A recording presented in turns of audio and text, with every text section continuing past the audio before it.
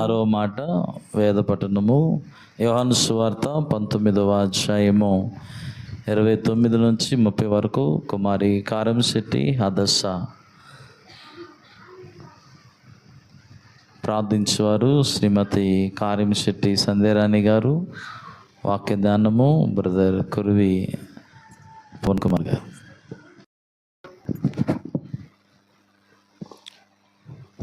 చిన్న ప్రార్థన చేసుకుందామండి.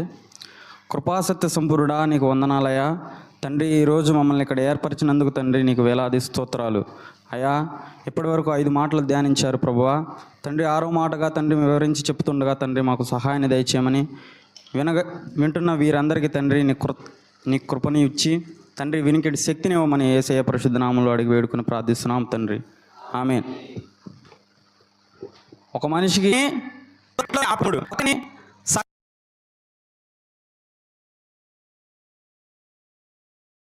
సగం వరకు తీసుకొని వెళ్ళి ఇరుకులు, ఇబ్బందులు, శోధనలు వచ్చినప్పుడు దాన్ని జయించకుండా, పూర్తి చేయకుండా ఆపేవాడు మధ్యముడు.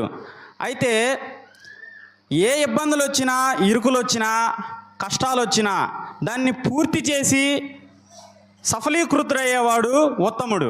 యేసుప్రభు వారు ఈ భూమి మీదకి వచ్చిన పని పూర్తిగా చేశారండి.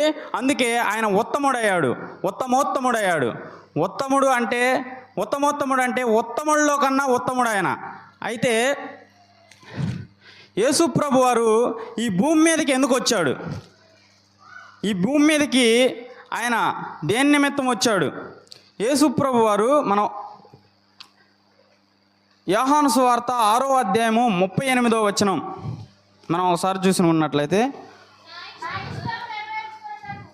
నా ఇష్టము నెరవేర్చుకొనుటకు నేను రాలేదు, నన్ను పంపిన వాని చిత్తము నెరవేర్చుటకే తండ్రి చిత్తం అండి. ఈరోజు తండ్రి చిత్తాన్ని, ఆ చిత్తాన్ని నెరవేర్చడం కోసం యేసుప్రభు వారు ఈరోజు ఆయన తన తండ్రి చిత్తాన్ని నెరవేర్చాడు. అంటే ఫస్ట్ది తండ్రి చిత్తాన్ని నెరవేర్చాడండి. రెండవది ధర్మశాస్త్రాన్ని సంపూర్తి చేశాడు. రోమీలకు వ్రాసిన పత్రిక 10వ అధ్యాయము 4వ వచనం మనం చూసుకుంటే, విశ్వసించు ప్రతివానికి నీతి కలుగుటకై క్రీస్తు ధర్మశాస్త్రమునకు సమాప్తి అయి ఉన్నాడు.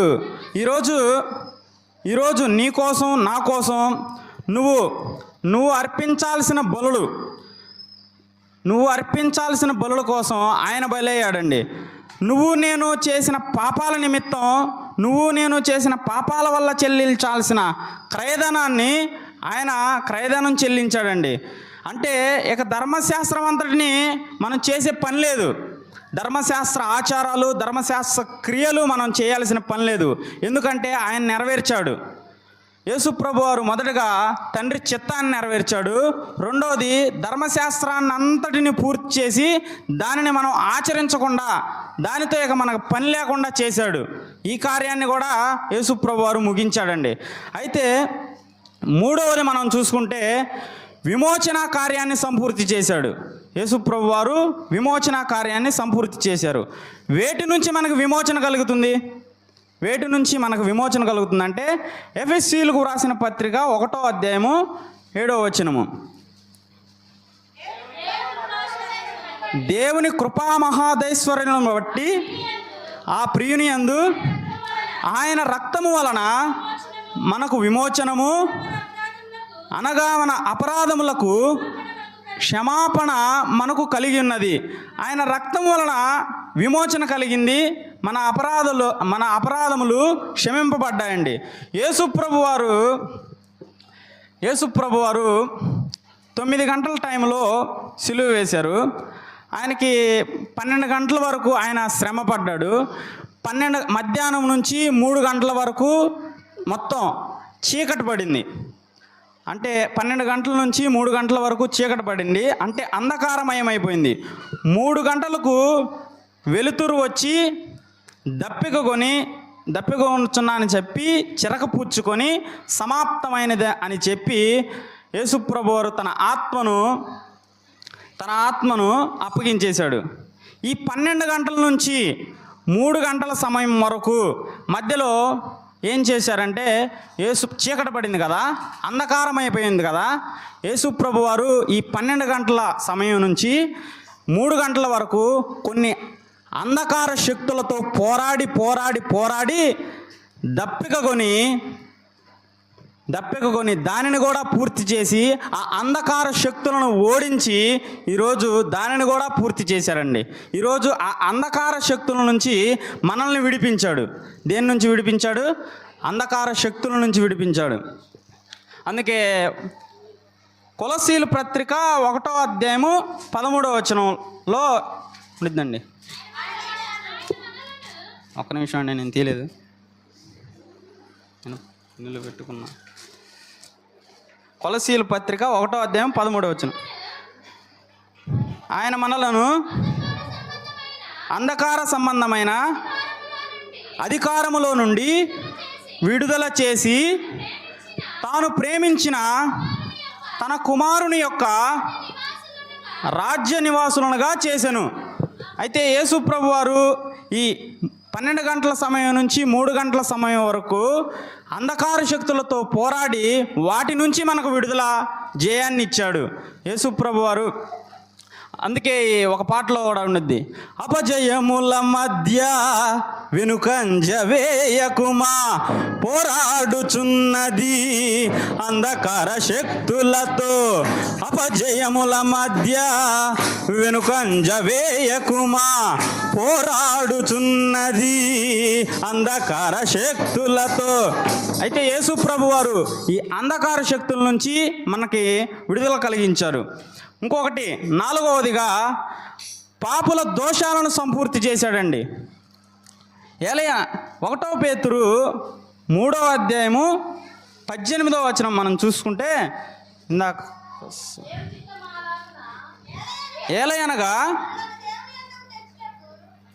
ఏలయనగా మనలను దేవుని యొద్దకు తెచ్చుటకు అనీతిమంతుల కొరకు నీతిమంతుడైన క్రీస్తు శరీర విషయములో చంపబడి ఆత్మ విషయములో బ్రతికింపబడి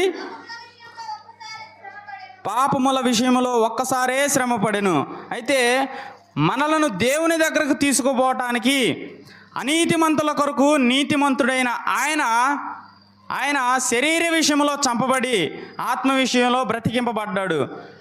పాపముల విషయంలో ఒక్కసారే శ్రమ పడ్డాడండి. అంటే నా పాపాలు పోగొట్టడానికి సిలువ శ్రమ పొందాడు. మొదటిది యేసు ప్రభు వారు సమాప్తమైనదే అని చెప్పాడు కదా. సమాప్తం అంటే ఆయన చేయాల్సిన పనులన్నిటినీ పూర్తి చేశాడు. ఏమేం పనులు పూర్తి చేశాడు? నిన్ను దేవుని దగ్గరకు చేర్చుకోవటం కోసం నీ పాపాల నిమిత్తం శ్రమపడ్డాడు.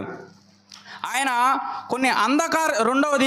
కొన్ని అంధకార శక్తులతో పోరాడి గెలిచి ఆయన రక్తాన్ని చిందించి నిన్ను విడిపించాడు. 3వది, నువ్వు చేయాల్సిన ధర్మశాస్త్ర బలులు, నువ్వు చేసిన పాపాల వల్ల నువ్వు చెల్లించాల్సిన క్రయధనాన్ని బలులను ఆయన సిలువలో చెల్లించాడండి. దేవుని చిత్తం 4వది, దేవుని చిత్తం నెరవేర్చడం కోసం నువ్వు నశించిపోకుండా ఆయన మరణం పొందాడండి. ఈరోజు నీ కోసం, నా కోసం, మనందరి కోసం ఇవన్నీ పూర్తి చేశాడు ఆయన. అంధకార శక్తులు, ధర్మశాస్త్రమును, నీ పాపాలు, నువ్వు పరలోక రాజ్యం చేరాలంటే ఇవన్నీ అడ్డుగా ఉన్నాయి.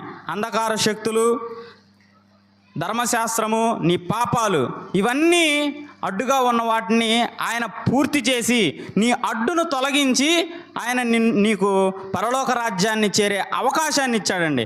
అయితే అందుకే వీటిని పూర్తి చేసి నీకు నాకు పరలోక స్థానం ఉండేలా చేశాడు. యేసు ప్రభు వారు ఈ కార్యాలన్నిటినీ చేయకపోతే ఉత్తముడు అయ్యేవాడా? ప్రభు వారు ఈ కార్యాలన్నీ చేయకపోతే నీకు నాకు పరలోకంలో స్థానం దక్కేదా? యేసు ప్రభు వారు ఈ కార్యాలన్నీ చేయకపోతే నీకు రక్షణ ఉండేదా? నీకు నాకు రక్షణ ఉండేదా? ఉండదండి. అయితే ఆయన్ని విశ్వసిస్తే మనం పరలోకం వెళ్తాం. ఈరోజు ఈ గుడ్ ఫ్రైడే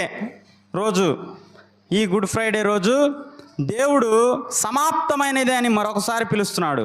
దేనికో తెలుసా? నువ్వు చేసిన పాపాలు, నేను చేసిన పాపాలకి నేను ఎప్పుడో క్రయదానాన్ని చెల్లించా, సమాప్తం చేశా, ఎప్పుడో ముగించా అని చెప్పి ఇప్పుడు చెప్తానే ఉన్నాడు. మరి నీ పనేంటి? విశ్వసించటమే, ఆయన వైపు చూడటమే. ఆయన నీ కోసం ఇవన్నీ చేశారు, ఇవన్నీ చేసి సమాప్తమైనది అన్నారు కదా, నన్ను విశ్వసిస్తావా అని ఇప్పటికీ అడుగుతున్నాడండి. అయితే మన కోసం సిలువలో మరణించాడండి. ఈ మన కోసం మరణించాడని మనం నమ్మితే, విశ్వసిస్తే ఆయన పరలోక రాజ్యంలో మనకు చోటు ఒక దక్కిద్ది. మనం ఆయన వారుగా ఉంటాం, రక్షణ పొందేవారుగా ఉంటామని చెప్తూ, ఇప్పటికైనా మనం మారి మన జీవితాలను మార్చుకుందామని ప్రార్థిస్తూ, ఈ అవకాశం ఇచ్చిన పాస్టర్ గారికి వందనాలు చెల్లించుకుంటూ ఈ నా సందేశాన్ని ముగిస్తున్నానండి. ఆమె